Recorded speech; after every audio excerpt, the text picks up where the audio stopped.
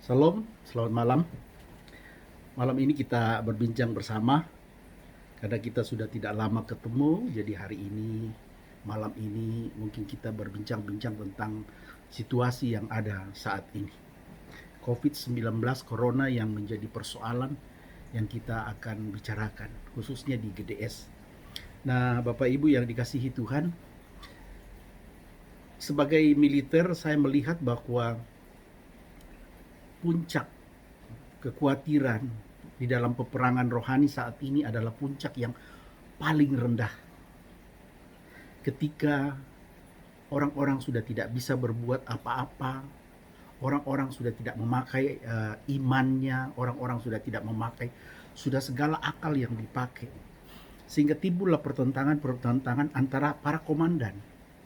Biasa kalau di dalam peperangan mereka melakukan ini salah, melakukan itu salah, maka komandan ini saling menyalahkan. Kenapa? Karena mereka punya tanggung jawab, sedangkan mereka tidak bisa menyelesaikan tugasnya itu dengan baik, sehingga mereka saling menyalahkan. Ini pun terjadi di Taman Eden ketika Adam, Hawa melakukan perbuatan yang melawan Tuhan, dia kalah oleh iblis. Dan ketika dia sadar bahwa dia kalah, dia tidak bisa melawan lagi. Akhirnya dia menyalahkan Hawa. Adam menyalahkan Hawa, Hawa menyalahkan iblis. Iblis tenang aja. Iblis tidak pernah membela diri karena memang tugasnya seperti itu. Nah, Bapak Ibu, kita pelajari daripada suasana perang saat ini. Kemarin salah satu hamba Tuhan menegur seorang hamba Tuhan yang besar bahwa dia diperintah Tuhan untuk menghardik Corona supaya diam, supaya ekonomi tidak bergejolak. Nah, kemudian hamba Tuhan yang satu mengatakan, siapa engkau, mengapa mengkopi Tuhan, seolah-olah engkau seperti Tuhan. Nah, ini sesuatu dalam kepanikan, wajar. Apalagi mereka orang sipil, wajar ketika panik. Nah, mungkin di dalam hidupnya baru kali ini menghadapi sesuatu persoalan yang begitu berat. Mereka adalah komandan-komandan yang luar biasa. Tetapi apa yang terjadi, justru pendeta-pendeta, hamba-hamba Tuhan yang menjadi pemberi kekuatan, pendoa, pendorong, justru mereka tumbang, mati satu-satu. Bahkan mereka jemaatnya banyak yang meninggal, bahkan suami istri banyak meninggal. Nah, ini menimbulkan kepanikan. Nah, saudara, kita pelajari dari awal, mengapa sih ada sesuatu yang kekalahan orang-orang Kristen. Itu bukan sesuatu yang Tuhan rancang, tapi kebodohan manusia itu sendiri. Nah, pertama, kesalahan kita di dalam peperangan dengan iblis ini, dengan corona. Pertama, kita terlalu banyak memberi waktu kepada iblis untuk mempromosikan dirinya. Ingat, kita terlalu di WA, terlalu mengatakan bahwa iblis ini hebat, ini sangat luar biasa, dia bisa membunuh. Saudara, saya ingatkan, COVID itu paling bisa membunuh, mungkin sekarang udah dia membunuh 1 juta orang. 1 juta orang.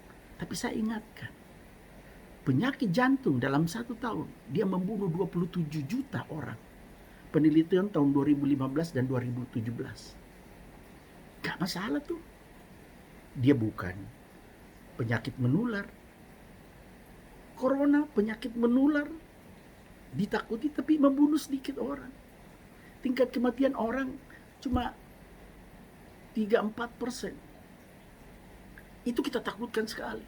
Nah, itulah cara iblis. Bagaimana yang bahaya, iblis tutupi seolah-olah tidak bahaya. Dan yang tidak bahaya, di blow up seolah-olah bahwa itu adalah suatu bahaya. Ini yang disebut dengan kampanye perang, promosi perang, bahwa mereka memiliki, negara ini memiliki kehebatan yang luar biasa. Nah, hal yang kedua, kita terlalu mempercayai dusta iblis. Ya. Oleh karena itu, Bapak Ibu yang dikasihi Tuhan, kita terlalu banyak mengenal dusta iblis. Bahkan sekarang ada yang membujuk, corona pergilah, janganlah tinggal. Nah, itu adalah sesuatu perbuatan yang sudah gak masuk akal lagi. Ya.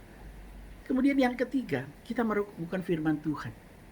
Kita mulai udahlah, berdoa itu nomor 2. Yang penting kamu makan vitamin, kamu olahraga, kamu tinggal di rumah, kemudian ini kamu harus seperti ini. Dan mulai, apalagi aturan-aturan, ya memang kita harus tunduk kepada negara. Apalagi aturan-aturan sekarang bahwa harus di rumah. Oke, kita lakukan ini. Tetapi seolah-olah mengecilkan bahwa firman Tuhan itu tidak berkuasa lagi. Yang berkuasa adalah apa yang harus kita lakukan untuk tetap sehat, untuk tetap fit. Kita olahraga, matahari, itu semua yang kita lakukan. Tetapi sangat kurang orang untuk berdoa. Nah, ini meragukan firman Tuhan. Yang keempat adalah mencoba melanggar firman Tuhan. Artinya apa yang seharusnya dilakukan udah tidak dilakukan lagi. Kita terlalu percaya kepada logika kita. Ya. Nah, oleh karena itu ada beberapa hal yang, ya ada 4 hal itu yang tadi saya ingin sampaikan, bahwa itulah yang membuat kita kacau. Sehingga di dalam perencanaan, persiapan, dan pelaksanaan melawan corona hancur. Karena corona ini memang hebat. Iblis itu hebat untuk membuat kita bodoh. Saudara, membuat kita bodoh. Kita berantam semua, berantam satu dengan yang lain. Kemudian dia matikan orang-orang yang beriman kita, supaya mereka membuat kita sangat takut dan tunduk kepada dia. Nah, mari kita lihat cara kerjanya si iblis ini. Dia selalu minta perhatian. Corona ini selalu minta perhatian. Dia bikin takut orang, sehingga Wuhan yang begitu ramai, Tiongkok yang begitu ramai, tiba-tiba sepi, dimasuk seperti kota mati, sehingga benar-benar kayak iblis sudah berkuasa benar di dunia ini, sehingga tidak ada lagi yang bisa berani sama iblis. Dia cari perhatian, dia cari, kemudian wah, muncullah pakar-pakar semua yang membuat dia semakin dikagumi. Wah, semakin bahwa ini adalah tokoh yang bisa mengalahkan Allah, yang ditakuti orang, yang lebih ditakuti daripada Tuhan. Yang kedua, mengapa cara bekerjanya iblis itu ya sangat sederhana. Kemudian kita membuat kita bingung tentang hal-hal rohani. Apakah kita masih tetap harus berdoa? Apakah kita harus masih bersekutu dengan Tuhan? Apakah kita masih pakai minyak urapan? Apa kita harus tengking dengan udah bingung orang, apakah masih bisa dipergunakan itu atau tidak? Kita mulai bingung. Akhirnya kita tidak memakai iman kita lagi. Kita selalu memakai logika kita. Ingat, kita anak-anak Tuhan, apapun keadaannya, imanlah yang menjadi utama dalam kehidupan kita. Tetapi sekarang Bapak Ibu pertimbangkan di rumah, kira-kira iman gak yang kita pegang? Gak. Semuanya itu yang teknis, yang bagaimana kita sehat, bagaimana kita secara fisik, otak, logika kita yang main. Dan yang ketiga, cara kerja iblis itu yang ketiga adalah membuat kita berpikir bahwa keterlaluan, Tuhan itu jahat. Nah, ini yang mulai iblis membuat jahat. Kita ini iblis, oh Tuhan itu jahat. Katanya Tuhan penolong, tapi kenapa dia begitu jahat terhadap kita? Timbul di dalam hati orang-orang, terlalu banyak orang Tuhan. Bahkan suami istri, orang-orang yang baik-baik, pendeta, suster, dokter, menteri, orang-orang yang menolong orang justru dibunuh. Ya, iblis memang seperti itu. Kenapa Tuhan tidak melindungi? Supaya kita protes kepada Tuhan. Nah, inilah jadi yang harus kita pelajari, bahwa iblis menyuruh kita supaya kita berpandangan kepada Tuhan jahat. Sama dengan istri Ayub, katakan, kutukilah Tuhanmu. Kutukilah Tuhanmu. Ngapain harus dipercaya lagi? Kau seperti ini. Seperti itulah yang bisikan-bisikannya. Yang keempat, bahwa kita sudah mulai tertantang untuk membandingkan apa yang harus kita lakukan. Caranya Tuhan atau caranya dunia. Kita mau sembuh pakai cara Tuhan apa cara dunia.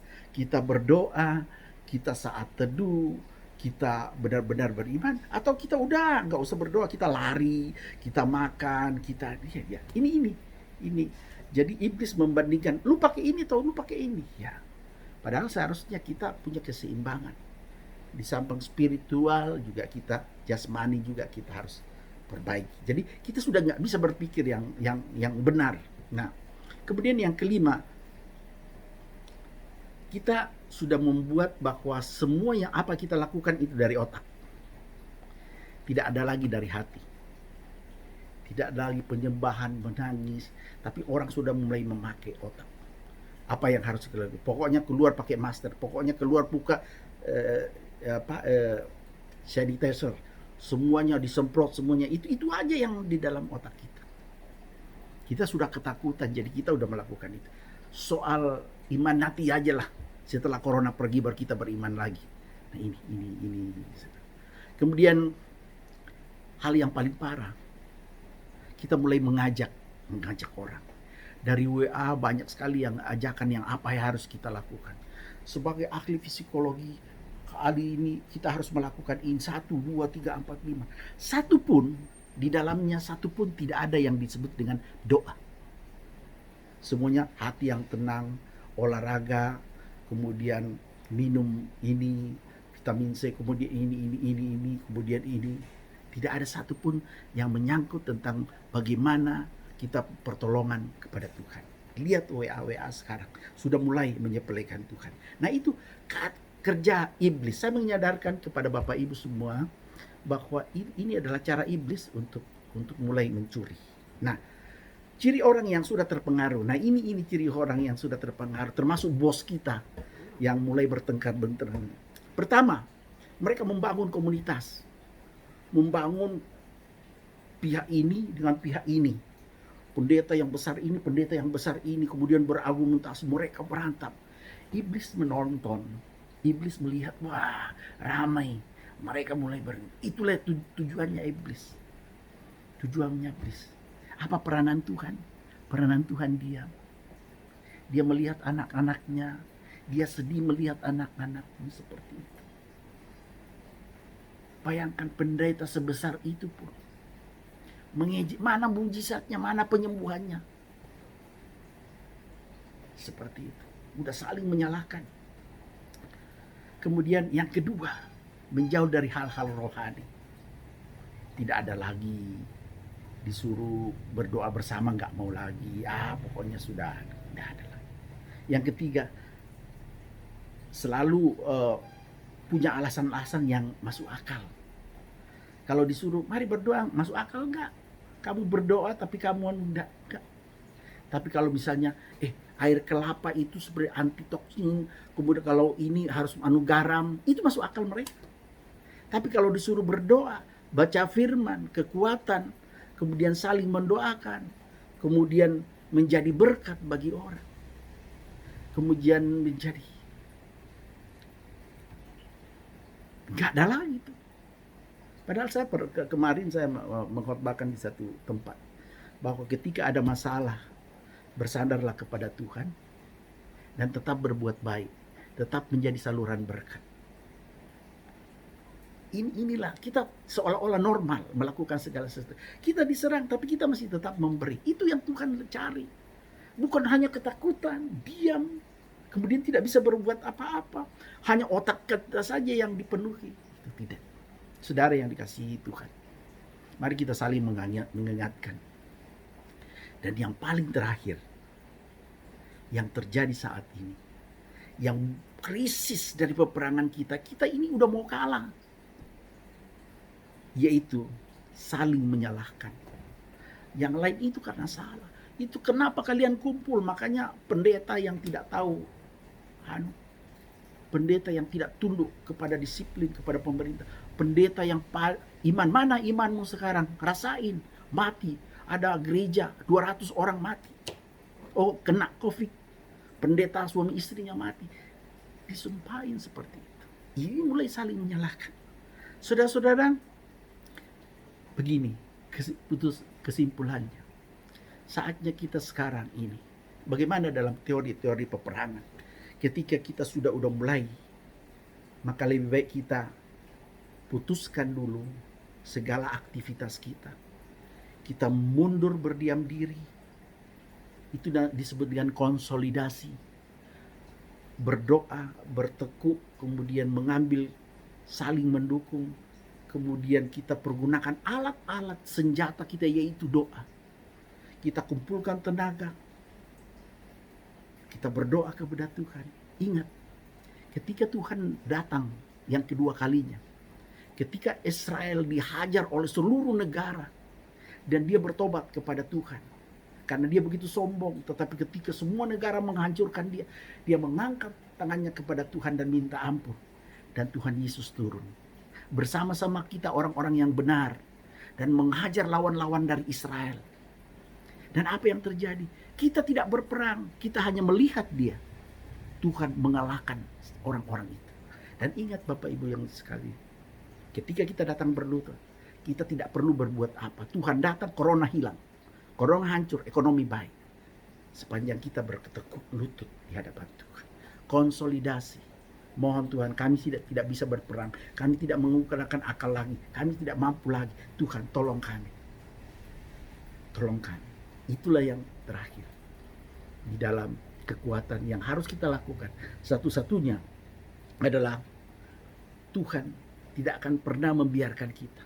Tuhan tidak akan pernah merancang kegagalan dalam hidup kita. Kita harus bangkit. Tidak ada jalan lain selain menyadari, lalu mengakui dan siap membereskan segala sesuatu, maka Tuhan pun siap memulihkan hidup kita. Kita bertobat. Kita mohon ampun kepada Tuhan. Dan kita serahkan kepada Tuhan untuk menyelesaikan. Terima kasih, Tuhan Yesus memberkati. Amin.